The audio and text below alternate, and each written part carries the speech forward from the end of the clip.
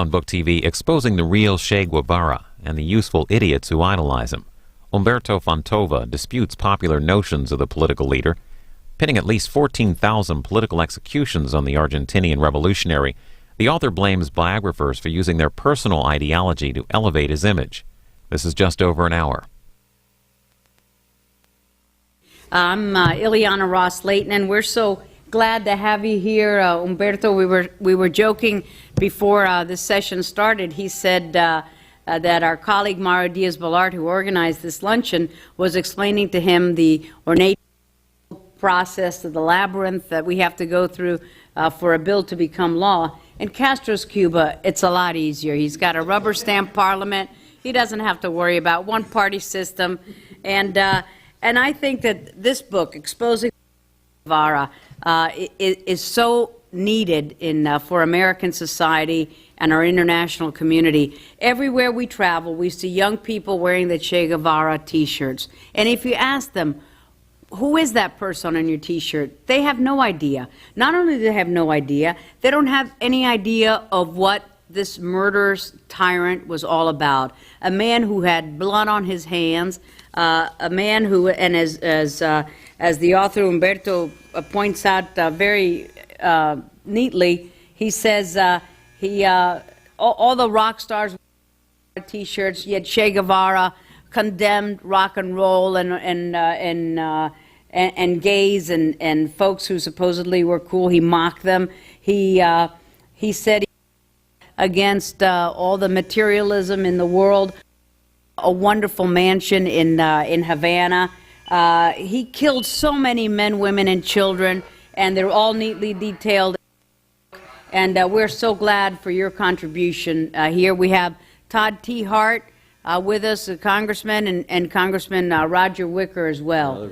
So, and others will be coming. We've got another worry that Fidel Castro doesn't have is to get interrupted by votes. So thank you, Umberto. That's wonderful. Thank you, everybody. Thank you so much. This is superb. This is a tremendous honor. I never dreamed of being in a place like this, addressing such distinguished people.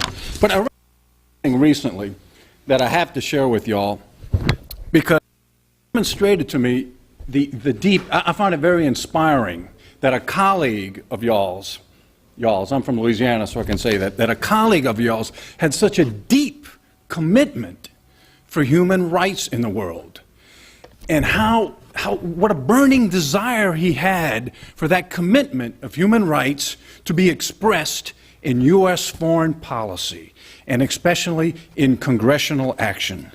This colleague of y'all said, a citizen of this country cannot say aloud what he wishes to say. He cannot vote. He cannot travel where he wishes to travel. He cannot work where he wishes to work. We must take an active stance against this violation of human rights. This Congress must go on record as opposing the incarcerations that take place in this country. Every dollar of our trade with this nation makes us culpable in the outrage taking place in that nation. By trading with this nation, we will lose our status as spokesman for human rights in the world community. No true friend of democracy or liberty can also be a friend of this nation. By doing business with this nation, we become tainted by association. Total economic sanctions against this nation are the sole remaining means through which the U.S. can influence this nation and show how much justice really means to us. In case y'all haven't guessed, I'm quoting Charles Rangel regarding South Africa. Yes, every bit of that. It isn't fascinating. You know, it's one thing to be, say, a proponent of human rights in South Africa and ignore human rights in Cuba. That's one thing.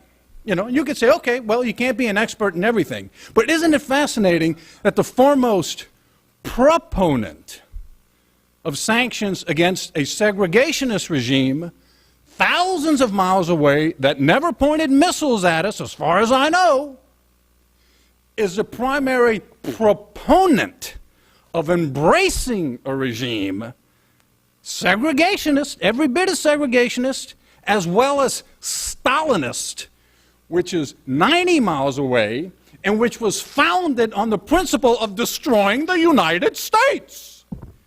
You can't make this stuff up, folks. You can't make it up. I couldn't work up here with y'all. I don't know how you can handle the hypocrisy of somebody like this. It absolutely, and when I say embrace, I am not exaggerating.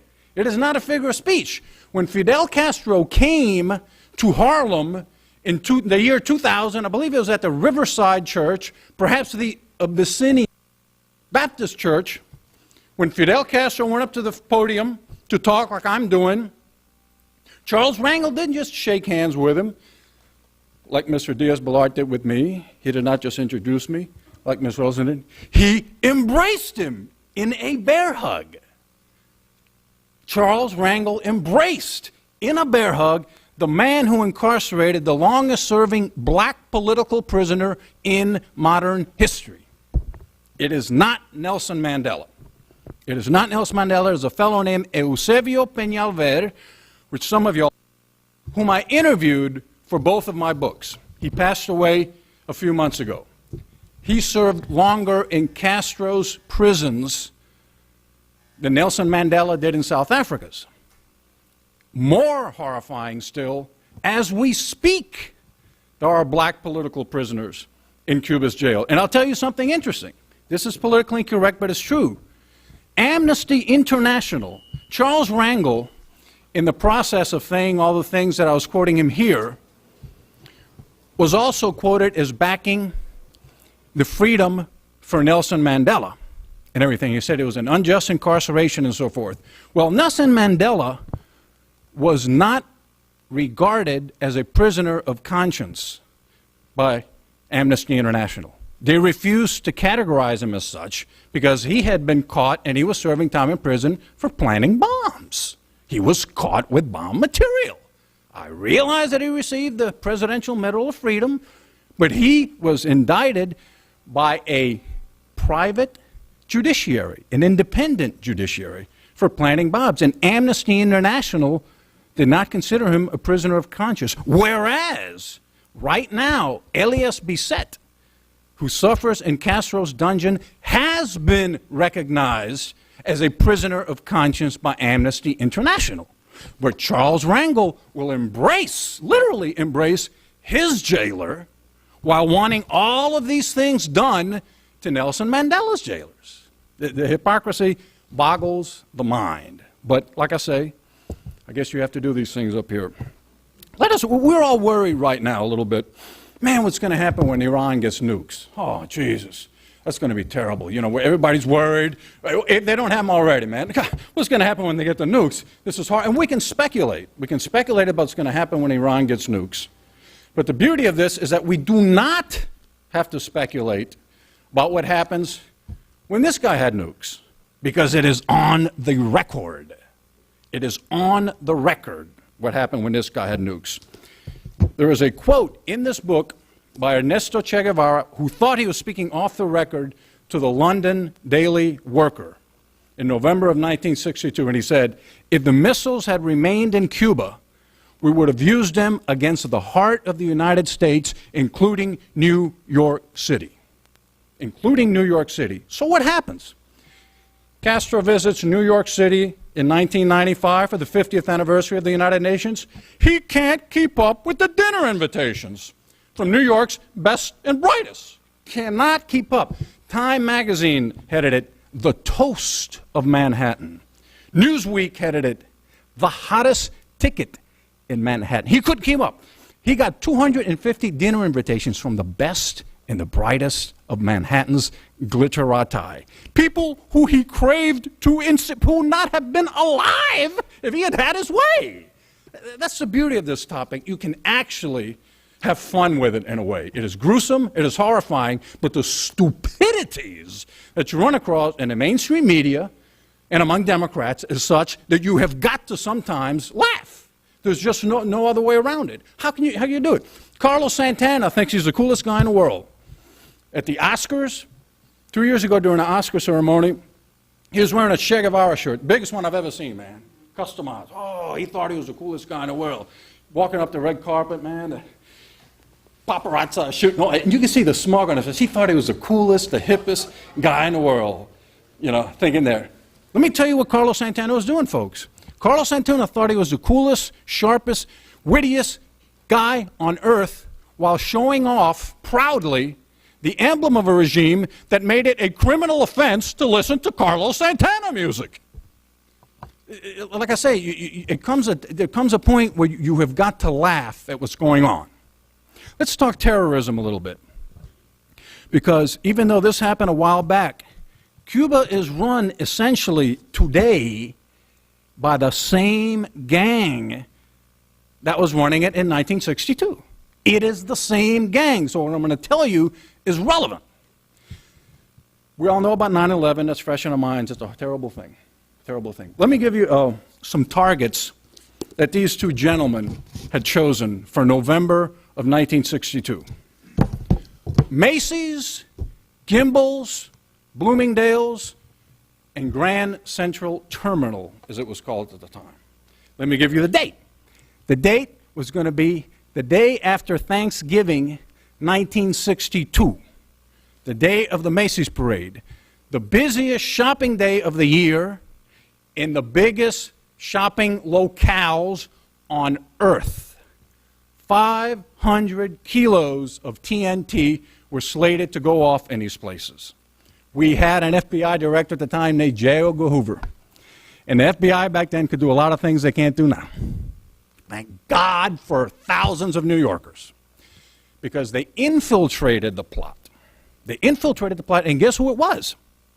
And they rounded up the plotters, who was the Cuban mission to the United Nations, working in cahoots with the Fair Play for Cuba Committee in New York. Folks, I ask you to visualize for a second what 500 kilos of TNT would have done in those locales if Hoover hadn't cracked the plot. That would have made 9/11, I think, pretty tame. Macy's gets 50,000 shoppers at one day. Not at one time, but during the course of the day. But you can imagine these things going off. And wherever I go, people go, oh, where do you get this stuff? You know, you Cubans always making up stuff about Castro. Where do you get that?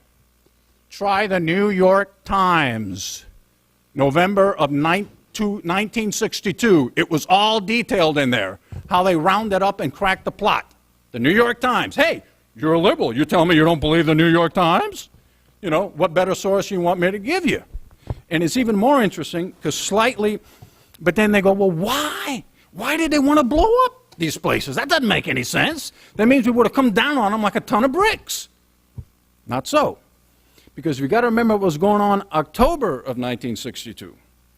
In October of 1962, we had the missile crisis, and that's what I was talking about before. We don't have to speculate about what happened if these guys had missiles. Guevara said they would have launched them. And let me tell you how close they came, because we have it from none other than Nikita Khrushchev himself, who was horrified. Castro kept begging Khrushchev, press the button, launch the missiles, and Khrushchev finally realized, he said, Jesus, this guy's crazy. It seems to me this guy really means it. You know, he means to do it. So he finally said, I'll tell you what, Fidel. If the Yankees invade, I'll go ahead and launch them. How's that? Now, Khrushchev admits he had no intention of doing anything even remotely of the sort. He was doing that to put Castro off, so he'd shut up. Lo and behold, shortly after Khrushchev tells him that, a couple of days later, he gets a telegram from Fidel Castro. Nikita, they're already loading the Marines are already boarding the landing barges. They're getting ready to hit us. Don't let the Yankees get the first shot. Let's go ahead and launch the missiles now and get this thing over with. And that's when Khrushchev said, whoops, I am dealing with a maniac. Because Khrushchev had spies here also. And none of those spies saw this imminent invasion. And that's when Khrushchev said, I'm dealing with a lunatic. I had better get those missiles out of Cuba because these maniacs could get too close to the buttons. And as we saw, from Che Guevara's admission, that's exactly what they planned on doing. And that's what really solved the missile crisis. And Castro was fuming, and Che were fuming at the so-called resolution of that crisis because they were kind of kept in the background. They were completely sideswiped by the so-called solution between Kennedy and Khrushchev, which involved the following. People say, man, I can't believe him, Berta. How come Castro's still there, you know? I mean, we go all over the place, Iraq, we go all over the place to get rid of people, and yet right here, 99. Well, here's what happened. The solution of that pledged the United States not only not to invade Cuba, but to prevent anyone else from molesting the Cuban regime. In effect, the United States Navy and Coast Guard became Fidel Castro's protector. And they started rounding up the men who had been being trained till a couple of weeks before, to launch raids against Cuba. That, folks, it goes a long way towards explaining why the Castro regime is still there. But when Castro thought he was sitting at the top of the world during the crisis, Cuba was the center of attention of the entire world, and he was there. When this decision was made by Khrushchev and Kennedy behind his back, in a sense, even though he came out of it smelling like a rose, he got furious. And no one will really know exactly why they were trying to blow up Macy's, Gimbel's, and Bloomingdale's. We know that they were. But many people surmise that he was trying to heat up that missile crisis again. It was over. It was just a few weeks afterwards. And he wanted to heat it up. He wanted the U.S. to think, perhaps, that the Soviets were involved in it and just get the whole thing cranked up again so he could be in the limelight. And by the way, when he was urging Khrushchev to launch the missiles, knowing full well that the missiles were going to be coming back at him and Cuba was going to be obliterated, him and Che had first-hand reservations in the bomb shelter built in Havana by the Russians. So it wasn't like they were going to suffer in the least. They were going to emerge after the Holocaust, and have, you know, the world's spotlight on them. Look at us, we defied the Yankee Colossus, and so on and so forth. Again, complete poppycock. What do we hear a lot? Well, you know, Umberto, and this accounts for his fame, both of their fame, in Latin America, in Europe, all over the place. You got to hand it to these guys, you know. They defied the U.S. They defied the world's biggest superpower, and they're still there. Yeah, you gotta mite that pluck. Nothing could be more idiotic. I quote the U.S. ambassador to Cuba, 1957, 58, 59. During congressional testimony, his name is Earl Smith, he says, "We put Castro in power," meaning the United States State Department. I have got a quote here from the man who was the CIA's Caribbean desk chief from 1957 to 1960. His name is Robert Reynolds. He said in a visit to Cuba in 2002, "We were all fidelistas." You know, we think of a lot of people think of the CIA as a bunker of right-wingers. As we know from some recent books, that is not the case at all. And it was by no means the case during the Cuban Revolution. I've got an account in this book where a CIA agent in Santiago, Cuba, handed a check of $50,000 to a Castro operative. You know, this is not to jump on a conspiracy theory.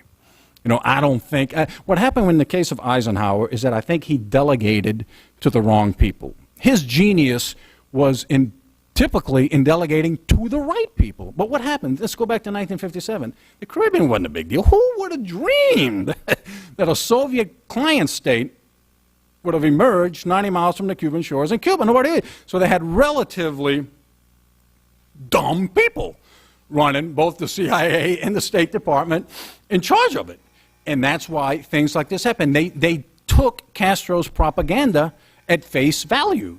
They chose not to believe people like the father of Congressman Mario Diaz-Balart and Lincoln Diaz-Balart, who were warning the U.S. State Department, do not be idiots. This guy's a terrorist with communist connections. And if he takes over, you're going to have problems. Man, that's all those rich Cubans with their plantations giving us all this bull so that nothing will happen.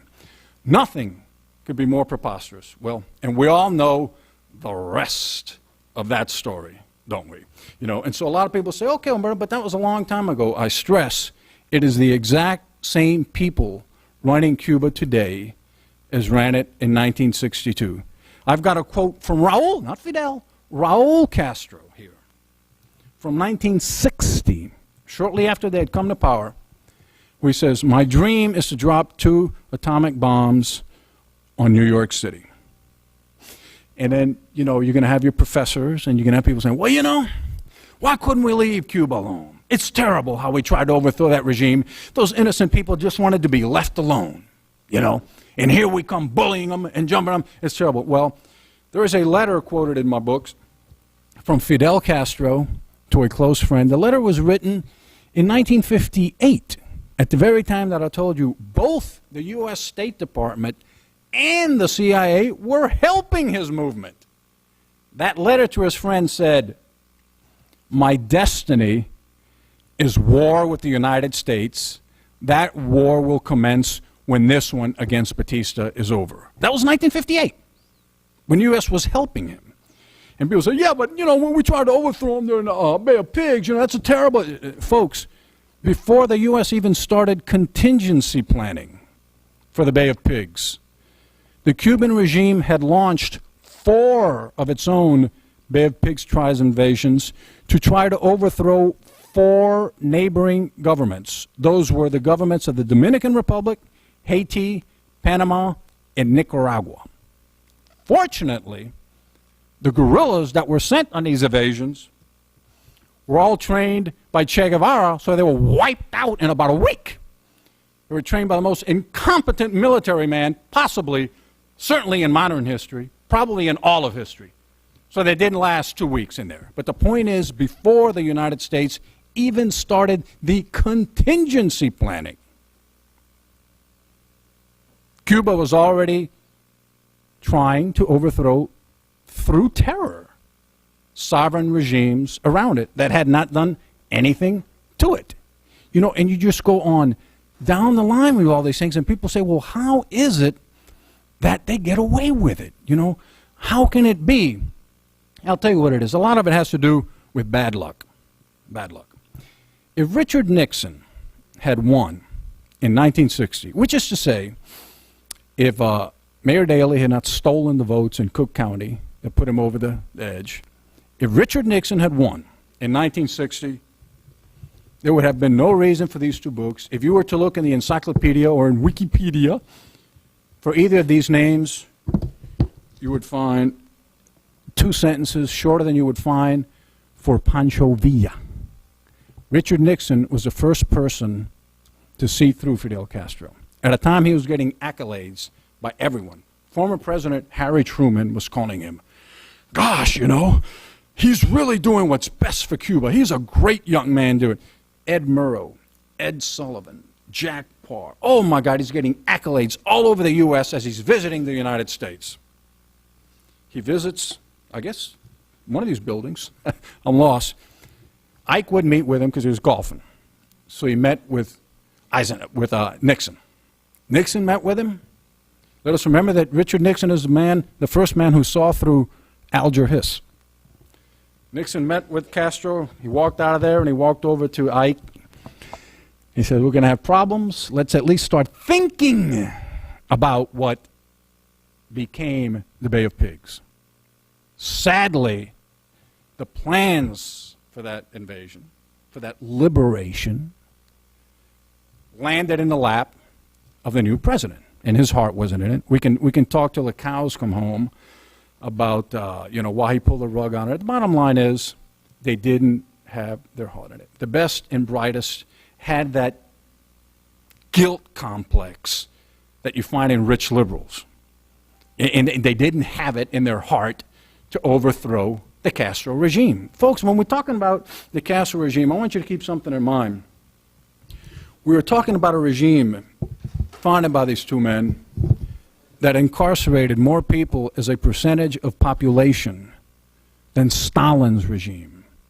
You will see me referring to the Cuban regime as Stalinist in my books and in my lectures. I'm not exaggerating, I'm going to use it. They incarcerated more. According to the Freedom House, the human rights group Freedom House.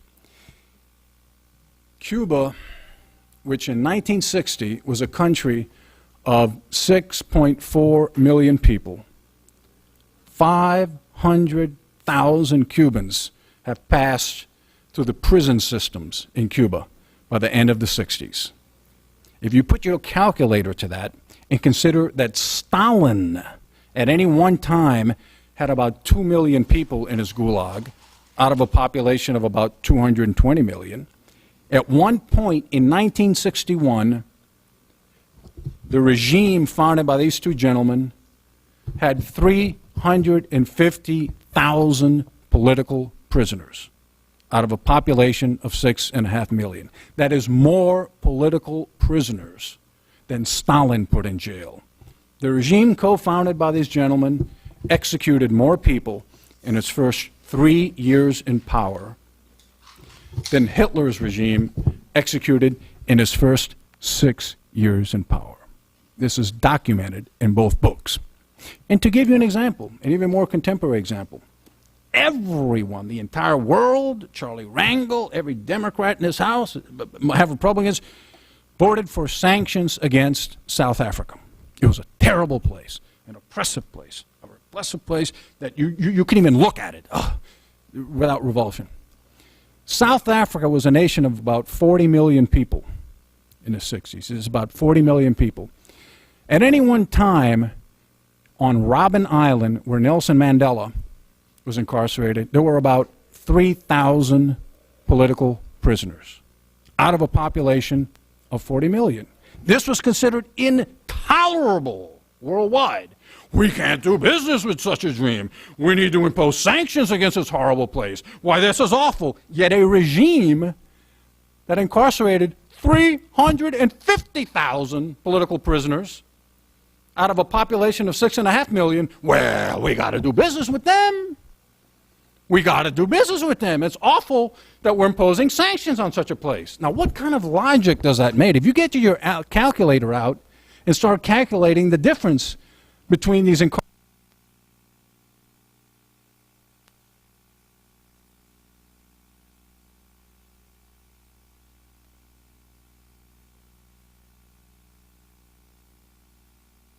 going south from the Florida Keys. It's an amazing situation. But since sicko is in the news, we will have to talk about the Cuban healthcare system. We'll have to talk about that. Because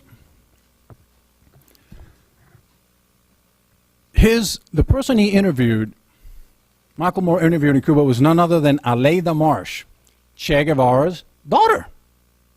And she confirmed to him, for the record, that Cuba spends $251 annually on every one of its citizens on health care.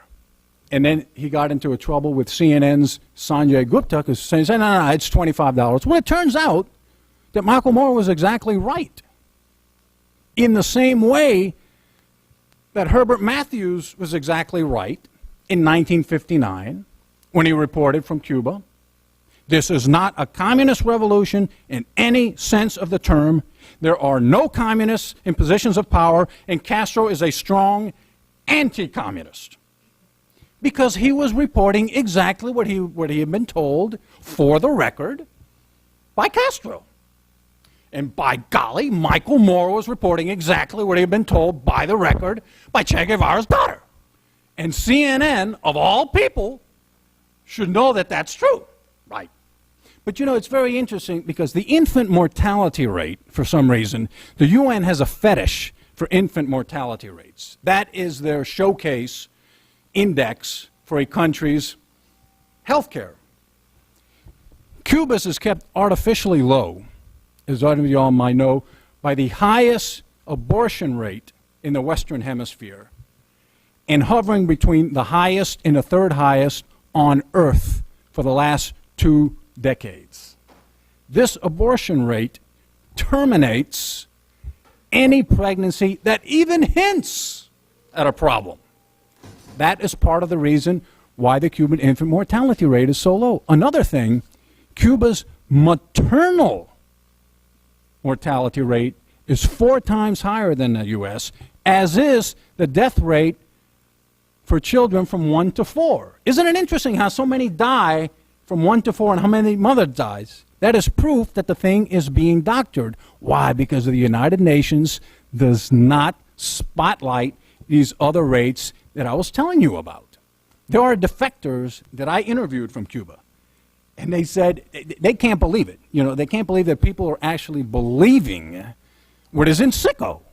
You know, and I myself was reluctant to contest it in public because you're saying, does anyone with a fully functioning brain actually believe what Michael Moore is parroting from Cuba's propaganda ministry?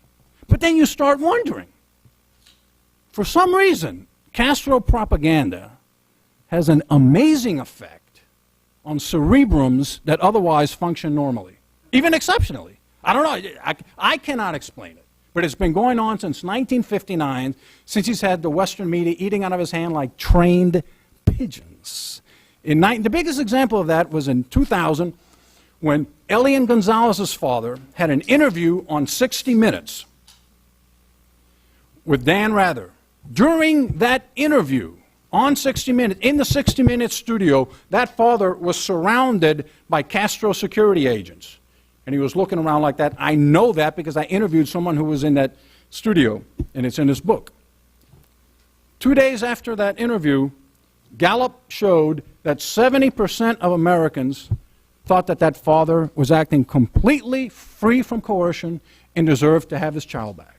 That is the best example. That is why when I saw this stuff coming out of sicko, and I'm thinking, come on, don't take anything for granted when it's issued by Castro's propaganda ministry, because it is absolutely astounding.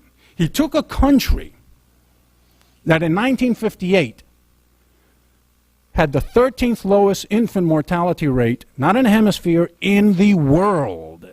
It had higher per capita income than half of Europe. Cubans had more televisions, phones, and cars than half of Europe. He took this country that had an influx, a gigantic influx of immigrants. Figure this out. Immigration is a big issue right now. Immigration. At a time when me and Congressman Neil Ballard's parents, in the 40s and 50s, any Cuban could get a U.S. visa for the asking. Cubans didn't leave. As a matter of fact, Cuba, prior to the Cuban Revolution, took in more immigrants, primarily from Europe, as a percentage of population than did the United States. In the 1950s, there were more Americans living in Cuba than there were Cubans living in the U.S. He took this country that I've just explained to you, turned it into one that expelled 20% of its population, and that repels Haitians. A Haitian won't even immigrate to Cuba. People who used to get on rafts from the Dominican Republic and Jamaica, Cuba had a rafter problem in the 1950s and 40s. People trying to get into the place. You don't see that anymore. He took this country and did what we see now, a higher incarceration rate than Stalin. People leaving at off rate. And we've got Colin Powell in 2002, at the same time that he is making the case against Saddam Hussein in the UN, saying, well, you know, Castro has done some good things for Cuba. Like I say, there is something about the Castroite propaganda that penetrates many otherwise brilliant people. Congressman? Let me interrupt you for 2 seconds. Okay. Yeah.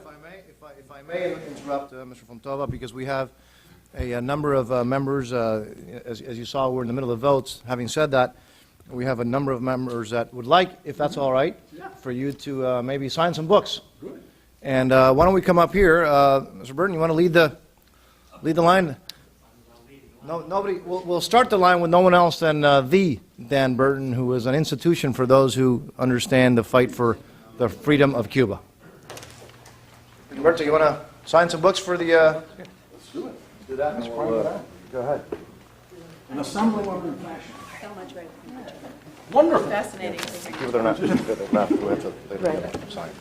If you have a card, I can't hear well, and I may misspell your name. Oh, my name's Burton, B-U-R-T-O-N. Burton? Yeah. Good heavens, man. I'm sorry. Like I say, I couldn't hear well. My wife didn't know who I am either. And they're newlyweds, so. Hey, we're celebrating our first anniversary on the 22nd. Congratulations. So send money, everybody. My anniversary was yesterday. No, today. No, yesterday. Yesterday. Yeah, maybe my last one after. I know very well, Mr. No. Here, you keep it. What day? We're going to help you with that.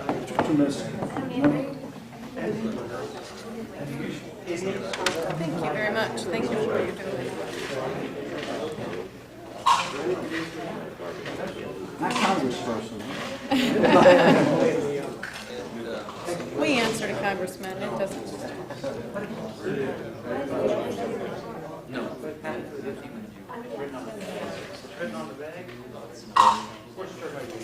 Thank you very much. Thank you. Thank you very much for doing this. Humberto, John was the guy who carried the football. The famous football, that walks around with the president with the codes. That's when I was a much younger man. He's Buzz Patterson, too. I don't know him. He came well after me. Okay.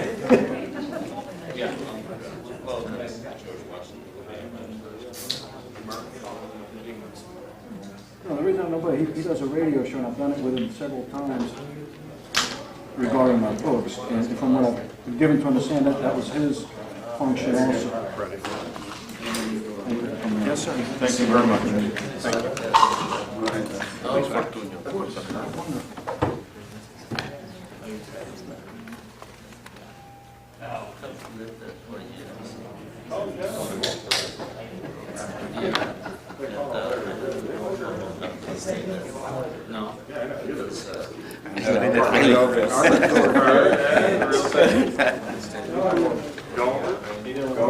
Thank you. Thank you. Mike Rogers from Alabama.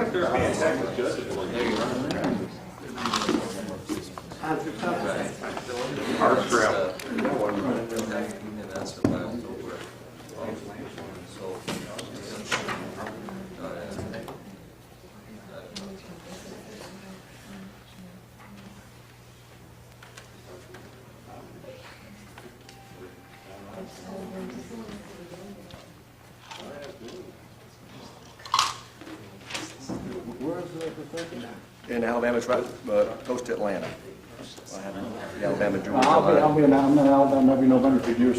Is that right? Like all the Cajuns.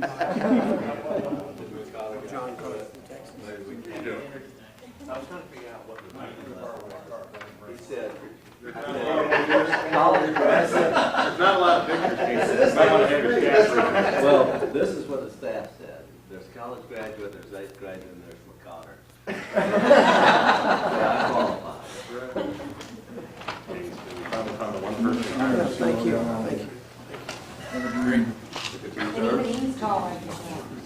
Not too many people are short. There's another place I go for these. I got out of the way. I don't have one either. All right, good. Peas are running in the road.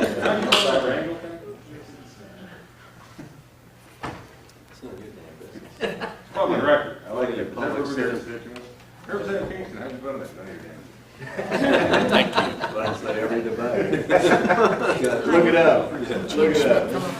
You Southerners. You know when people say that. Now, the last time I checked, the FBI was charged with crime. You know, I always wondered, where do you actually check?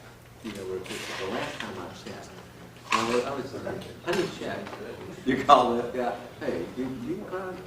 You still doing crime? They said the guys for you. Thank you so much, sir. Sorry to interrupt. Thaddeus McConnor is the chairman of the policy committee, who's our host here today. No, just sign your name. I don't need mine. I know mine. Most of the time. Yeah. Right on there, nice. Nice. Thank you. I don't have a card either, but you can write my name. Hi, Steve Pierce from New Mexico. Steve Pierce? Yeah, I'm sure you read about it.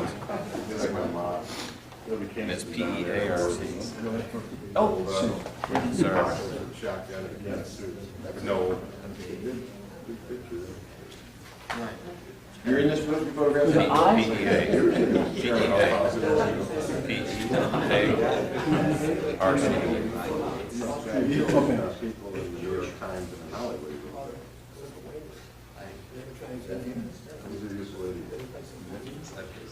going to look under useful idiot and see if I know that. Thank you very much. How are you? Ted Poe, Texas. TDPOE. Ted Poe. So my mother couldn't spell Theodore. That's true.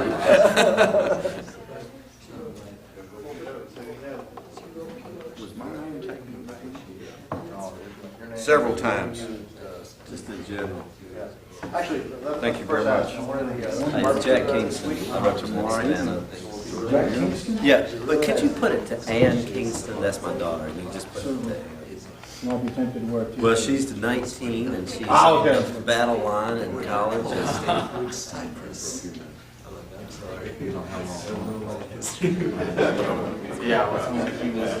What you'll probably find maybe fun about this too is you can throw this stuff on the professors. That's what I'm hoping. Why aren't you teaching me this? You know? I really appreciate the work. I'm Billy Gomer from Texas. Wonderful. Well, I don't know if it's that wonderful Billy Gomer. Depends on who you talk to. But if you were going to be around tomorrow evening around D.C., you could come have some ribs. I mean, you be around tomorrow evening? Yeah, tomorrow, I speak, I'm here for the rally, that's one of the American Foundation. I'm speaking tomorrow from 3 to 4. We won't have a book. But that's my own, I'm going to be attending it, but what else is going on? My office is 510 Cannon, and he cooks ribs in his office. I have a ledge outside my office, 42 inches wide. I've got 3 charcoal grills out there. I cook ribs. It's and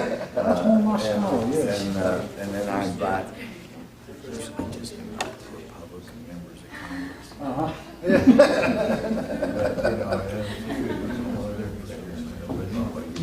I'd love to have you drop by anytime after 5:30. Come by and have some ribs.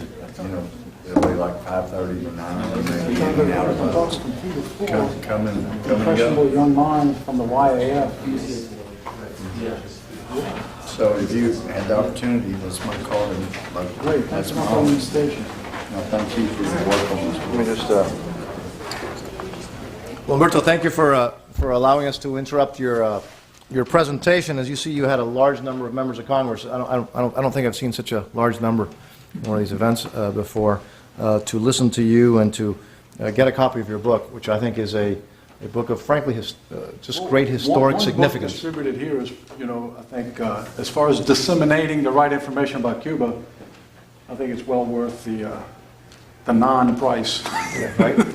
I don't know if, do you guys have any questions that members would like to ask, or anybody else would like to ask Umberto, or should we have Umberto finish some of his thoughts and then all right, Umberto, why don't you keep speaking to us, and then I'm sure we'll have some potential questions from the members. Again, thank you for being here. I apologize that it's kind of been in 2 shifts because we were split up by votes. Y'all are working. In fact, that's kind of, in a way, that's kind of gratifying. For somebody to see how this actually works up here. It's nice to see that y'all work. It's all been. when the congressman was showing me around all the different offices and all the different procedures and all the different steps taken in passing a law, I said, man, almost kind of like Castro's method better. That's a heck of a lot easier. You don't have to put up with all this stuff. But the main point of this, especially for this particular audience, is that the terrorist items that I mentioned at the beginning of my talk, which it now occurs to me no one here heard because most of the people came after. So I wanted to mention it again because we don't have to speculate about what would happen. Like we're all speculating what's going to happen when Iran gets nukes, if they get them. What's going to happen? What do we do? This and that and the other. We do not have to speculate about what happened when these gentlemen had nukes because it is on the record and it is documented in my book. If the missiles had remained, we would have launched them against the heart of the United States, including New York City. Che Guevara, November 27th, 1962, thinking he was speaking off the record to the London Daily Worker. So we don't have to speculate. And what happened? And I'm going to mention this terrorist plot again that is completely documented in Chapter 1 here.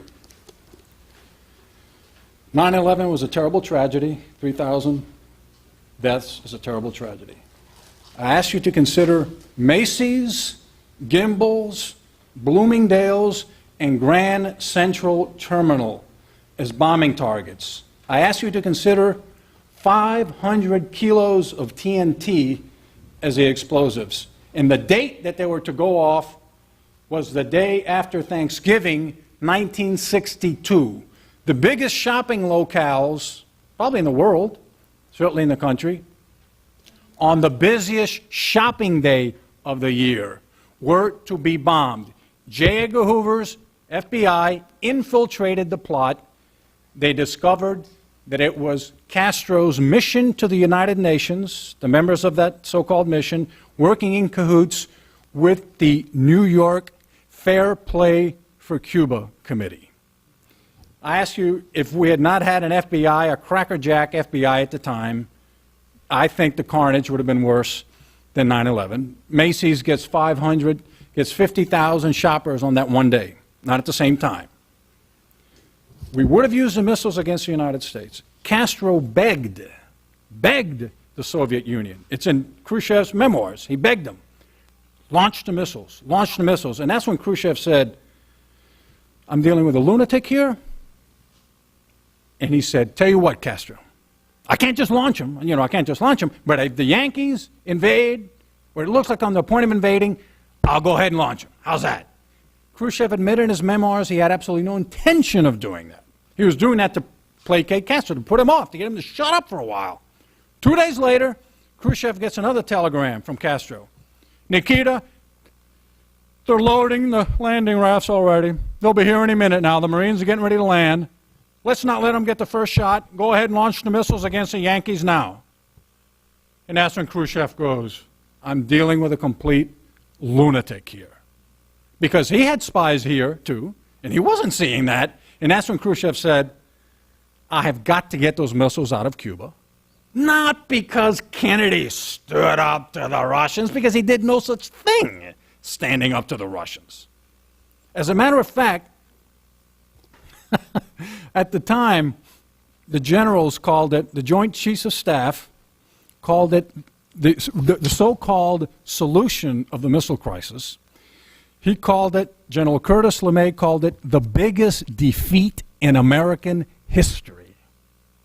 That is what Kennedy's echo chamber and publicists in the mainstream media and in publishing call the missile crisis, when in fact the chief of the U.S. Joint Chiefs Staff called it the biggest defeat in American history. When in fact Castro himself said there were a lot of concessions that were made by the Americans that will one day be made public. When Robert Kennedy told the Soviet counterpart, we cannot go public with this agreement because it would be too big an embarrassment for us, meaning the United States. The United States at that time pledged to be the Castro regime's protector. Everybody wonders, doggone it, how come Castro's still there, Myrtle?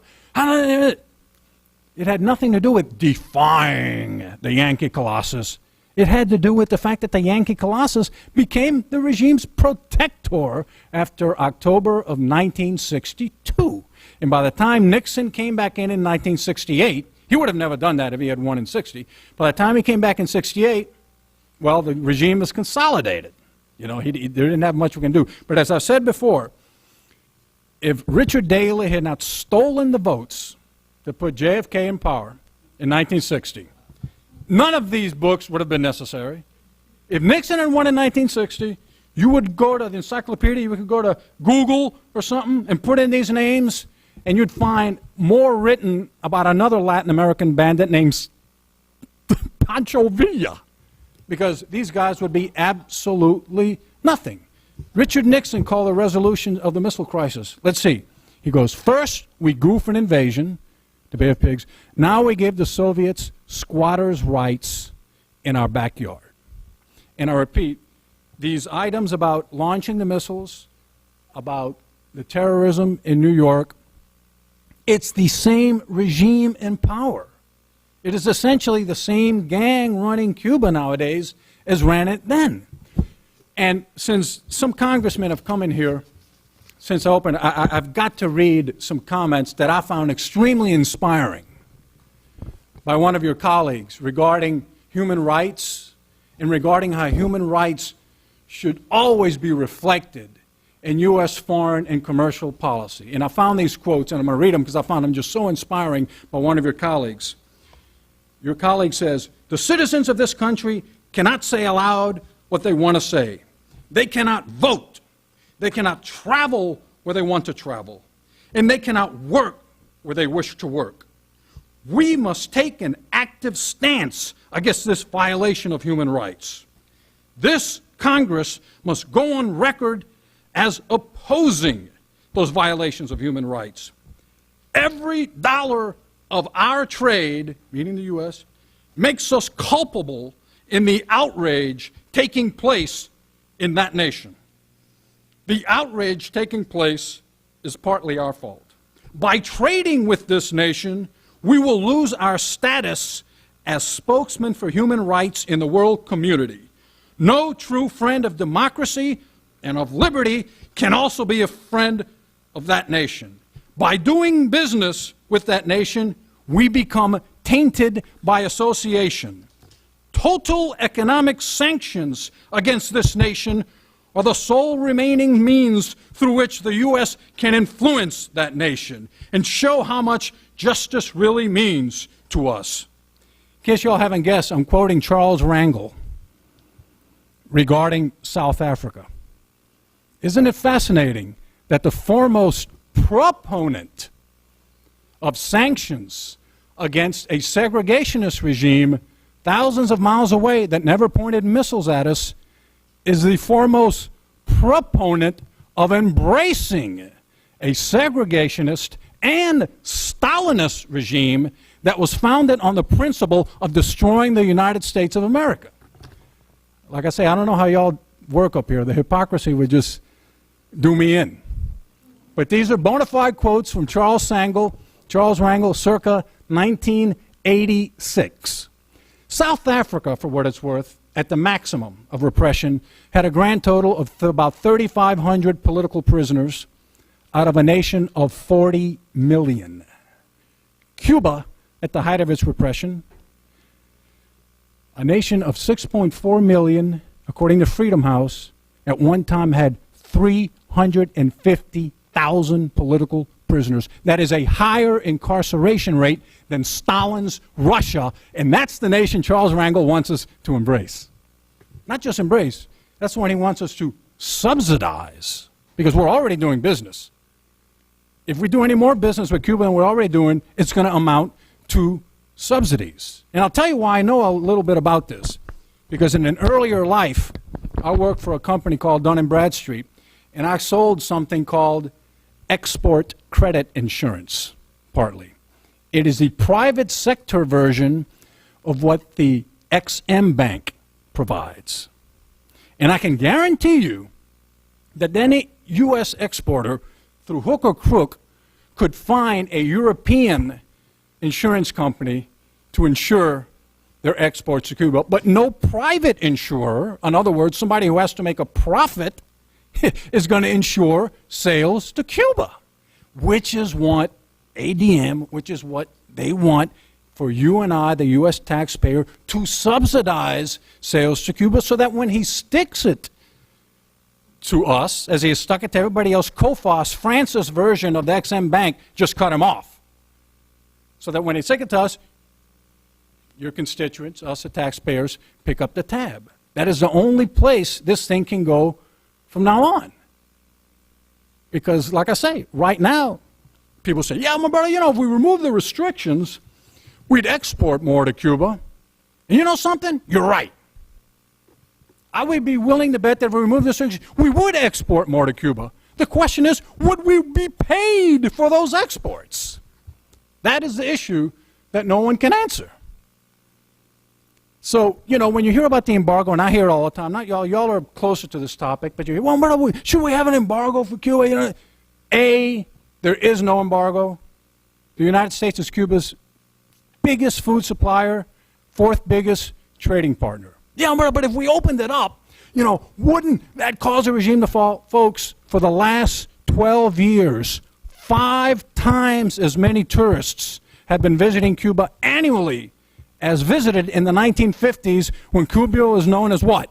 A tourist playground. 5 times as many tourists visit Cuba now annually.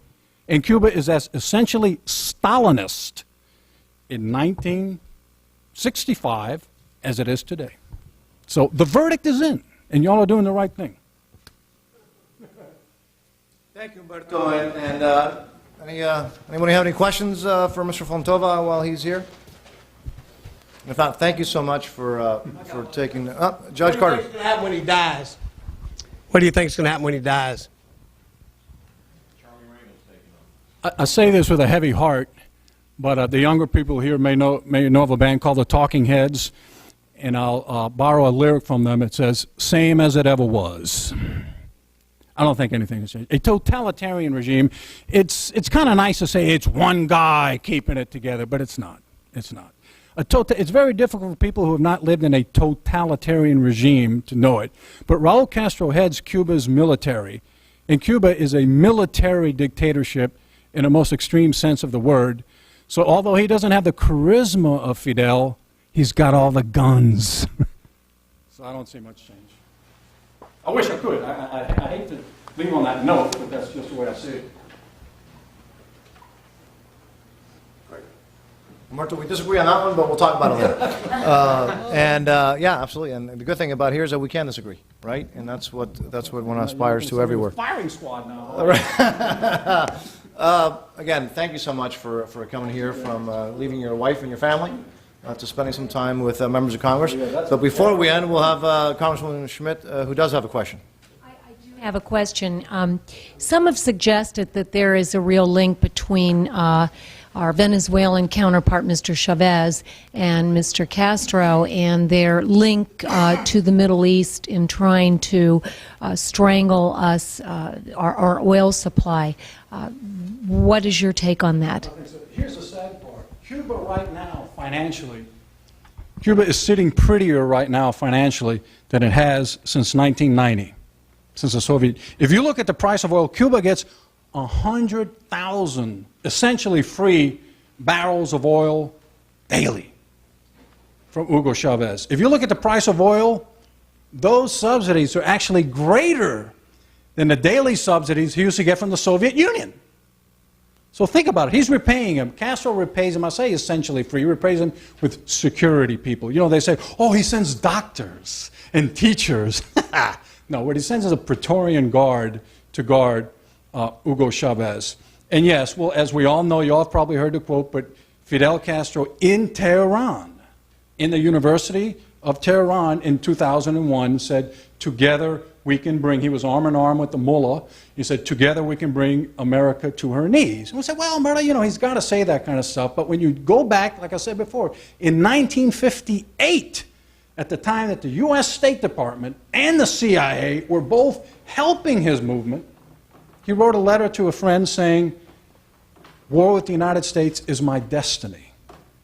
You see.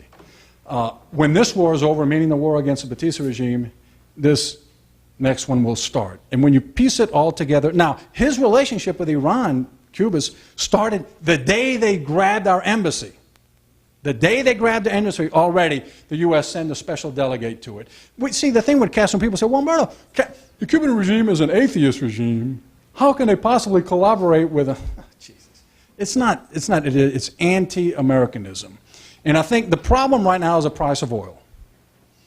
Hugo owes Castro big time. Castro owes Hugo big time. And right now, the main focus of anti-Americanism comes from the Middle East, so they're going to be allied with whoever on this earth is anti-American.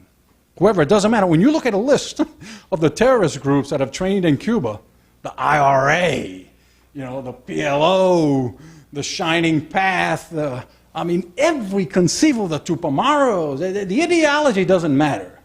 It's anti-Americanism that does it. And that's what makes it, this emblem, the cover of my book, so cool. That Che Guevara is, well before Osama bin Laden, well before these people, Che Guevara was the emblem of anti-Americanism. When people wear a T-shirt, when they put his posters, that image is the handiest club to pick up to whack the U.S. on the head.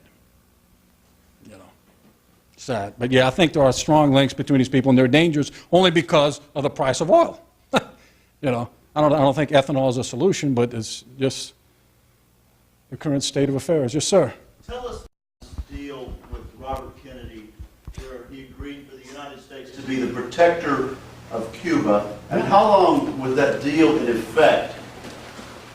When Republicans took over, was it a moot point at that point, or did some bureaucrats in the State Department continue that policy? No, Kissinger, in 1974, Kissinger looked. He actually looked, and he found that there was actually no signed agreement to that effect. He couldn't find an agreement because the reason he was looking for it was to renew it, because it was in 1974. Nixon, like I say, Nixon would have done away with Castro in a heartbeat in 1960, but by 74, he was there. You know, what are you going to do? And it was going to be a live and let live. They were going to try to woo Castro away from Soviet, as everyone has tried. That's another thing. Every single administration, from Ike to Reagan, has tried to come to terms. Because you know how people say, well, Murdo, you know, it's crazy. Why don't we talk to them to see? You know, all this keeping them apart and all this embargo, that doesn't work. No. The Eisenhower administration made 14 different back-channel attempts. Kennedy, as we know, bent over backwards, promising not to invade Cuba. Nick Kissinger renewed the pledge. Reagan sent Vernon Walters to Havana to talk to Castro. And Vernon Walters came back and he said, look, it's going to be Castro's way or no way.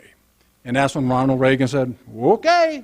And that's when Grenada and the sweep through Central America, getting rid of it. But everyone has tried to come to terms, because it doesn't make sense to have a place 90 miles away. And if Castro was a logical person, it's very hard for the American mentality to comprehend a regime and a person motivated by sheer malice. It just doesn't click. It doesn't make sense. You know, we're all thinking, yeah, he's got a price, you know, let's do it. And that's what every administration, from Ike to Reagan to Clinton, has tried to do. Well, let's find out what his price is. And the price has always been too high. But RFK, basically, it was, Khrushchev admitted it in his memoirs. The U.S. promised not to invade Cuba and not to allow anyone else to invade Cuba. That's the key there.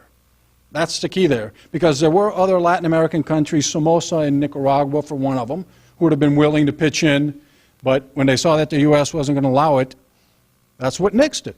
And that is why Curtis LeMay and the Joint Chiefs of Staff, they said our superiority over the Soviets at the time, nuclear, was so, because a lot of people say, well, Umberto, look, so what?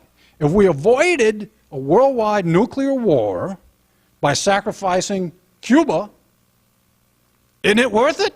Well, isn't that what they were saying when Chamberlain came back from Munich? Hey, if we avoid a world war by sacrificing the Sudetenland or Czechoslovakia, isn't that worth it? Well, as we saw, it didn't. But the thing is, those were not the choices. The U.S. superiority over the Soviets were that so enormous that the Soviets were quaking, as we now know from declassified documents. They were quaking. And the U.S. sort of said, no, you get the missiles out of there, and we are going to invade Cuba. And they still would have backed down, according to the Joint Chiefs. So it was the most shameful, I'll quote Curtis LeMay, the biggest defeat in U.S. history. Yes, sir. I can speak loud enough. I can't hear good, so I'm sorry. Oh, okay. This is sort of a delicate question, and you might not want to answer this. I'll answer any question. Man, I used to be on politically incorrect. Do you think there's nuclear warheads in Cuba today? aimed at the United States? I don't think so. I've heard that, but I don't think nuclear. Some people said they never got out because I'll tell you, I almost haven't made up my mind, but there was part of the agreement that I just told you about to get the missiles out was an inspection agreement. The UN was supposed to go in and inspect Cuba. UN. Yeah, somebody, I don't forget whether the U.S. or UN, but somebody was going to inspect it, but Castro says, never let them in. But I get the impression that, that they're not there. Because the reason I say that is because I think Khrushchev would have been afraid to leave them there close to these lunatics. That is my take on it. In the Democrat debates, Osama bin Laden said he would meet with Castro, and Mrs. Clinton, Senator Clinton said she would not. Obama, yeah. Obama. No, but I think the idea is Barack Obama would meet with Castro and all these other people, and the Senator Clinton wouldn't. And the point is that I think the majority of Democrats sort of agree with Barack that they think it's diplomacy as it should be. And so, well, like I said, your comment on that. I say go ahead and meet with him. As I told you, every administration from Eisenhower to Reagan has tried it. I say go ahead. It's not going to, it's not going to help anything one way or the other. He can do it. He can come back looking like a goat, and then at my next meeting I can say, told you so. So I'm in favor of it. Who cares? It's not going to make any difference.